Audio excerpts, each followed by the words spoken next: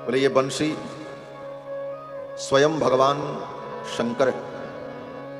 भगवान शंकर ही बंसी बनकर कृष्ण के अधरों पर विराजते हैं। बंसस्तु भगवान रुद्र, भगवान रुद्र भगवान शंकर ही बंसी बनकर के भगवान के अधरों पर विराजते हैं। ये बंशी की भी बड़ी सुंदर कथा है। बंशी बनने के लिए भगवान शंकर ने कई हजार वर्ष तप किया। भगवान प्रसन्न हुए, भगवान ने कहा वरदान मांगो। भगवान शंकर ने कहा आपके कृष्णावतार की लीला में मैं बंसी बनकर के आपके अधरों पर विराजूं, यही मुझे चाहिए। भगवान कृष्ण ने कहा इसके लिए आपको जड़ बनना पड़ेगा। भगवान शंकर ने कहा हम बन जाएंगे। बोले कटना पड़ेगा, बोले कट जाएंगे। भगवान ने कहा सूखना पड़ेगा, भगवान शंकर ने कहा सूख जाएंगे। बोले छिदना पड़ेगा, गरम गरम सलाकाओं से छिद्र किया जाएगा।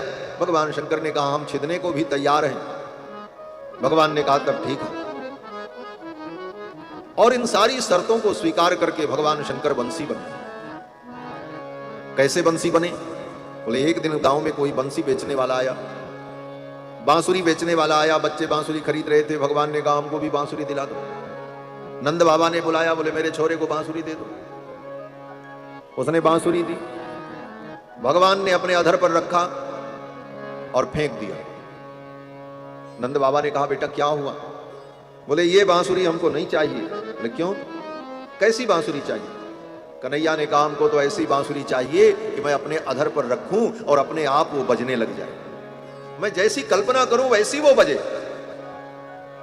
नंद बाबा ने कहा बेटा ऐसी बांसुरी नहीं होती, बांसुरी तो बजाना पड़ता है। ऐसी बांसुरी मैं कहां से लाऊं? कन्हैया ने कहा हमको तो ऐसी बांसुरी चाहिए। रूठ गए कृष्ण। कन्हैया को प्रसन्न करने के लिए नंद बाबा ने बड़े बड़े कारीगरों को बुलाया। चांदी की बंसी बनवाई, उसमें रत्न जड़वाए, कन्हैया को दिया। कन्हैया को पसंद नहीं आई। सोने की बंसी बनाई, सोने में हीरे जड़वाए और कहा कन्हैया इस बंसी को ले लो। कन्हैया ने कहा नहीं। कन्हैया का मुखमंडल उदास हो गया। नंद बाबा भी बड़े चिंतित, मैं क्या करूं अपने बेटे के लिए? मेरे बालक के मुख की प्रसन्नता नष्ट हो गई। इसको प्रसन्न करने के लिए मैं ऐसी बंसी कहां से लाऊं? नंद बाबा भी बड़े चिंतित हो गए। तब तक संयोग से सांडिल्य महर्षि पधारे। महर्षि सांडिल्य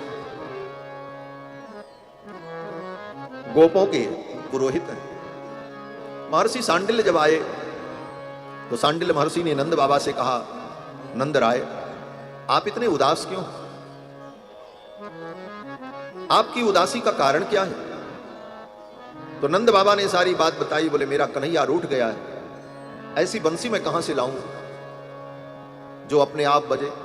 ऐसी विलक्षण बंसी कहां मिलेगी? मैं क्या करूं? मैं अपने कृष्ण को कैसे प्रसन्न करूं? नंद बाबा ने जब इस प्रकार कहा तो सांडिल्य महर्षि ने कहा अच्छा आप चिंता मत करो, मैं ही भगवान से पूछता हूं इसका उपाय क्या है।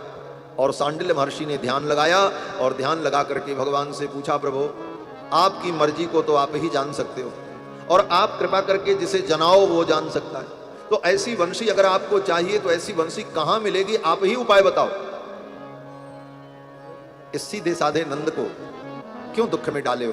आप कृपा करके स्वयं कोई उपाय बताओ, हम लोग वो सारा उपाय करने को तैयार हैं। तो भगवान ने सांडिल्य महर्षि के हृदय में प्रेरणा कर दी। क्या प्रेरणा कर दी? बोले सांडिल्य महर्षि को सब कुछ पता चल गया। ध्यान से उठने के बाद सांडिल्य महर्षि ने कहा नंद बाबा उपाय मिल गया। बोले क्या उपाय? बोले तुम्हारे घर के पीछे बांस की कोठी है। बोले हाँ। बोले उस बांस की कोठी में बांसों के बीच में एक सुंदर पतला बांस है, बहुत पुराना है। नंद बाबा ने कहा हाँ। बोले बहुत सुंदर है वो? बोले हाँ बहुत सुंदर है और बहुत पुराना है और सीधा है, इसीलिए आज तक उसको हमने काटा नहीं, किसी काम में उपयोग में लिया नहीं, वो ज्यों का त्यों है। सांडिल्य महर्षि ने कहा आज उसके काटने का समय आ गया है। वो बांस कोई और नहीं, भगवान शंकर ही बांस बनकर के नंद बाबा के घर के पीछे उस बांस की कोठी में बैठे थे। सांडिल्य महर्षि ने ब्राह्मणों को बुलाया, पूजन सामग्री मंगाई और वेद पाठ करते हुए मंत्रोच्चारण करते हुए सुंदर सुमंगल मुहूर्त में जाकर के उस बांस का पूजन किया। नमस्ते रुद्रमन्यव उतोतैखवे नमः बाहुभ्यामुतते नमः। रुद्र मंत्रों के द्वारा उस बांस का पूजन किया। और सुंदर मुहूर्त में वो बांस काटा गया और कारीगर ने सुंदर बंशी तैयार की और बंशी तैयार करके जब भगवान कृष्ण को दिया, भगवान कृष्ण ने अपने अधर पर रखा तो वो बंसी अपने आप बजने लगी।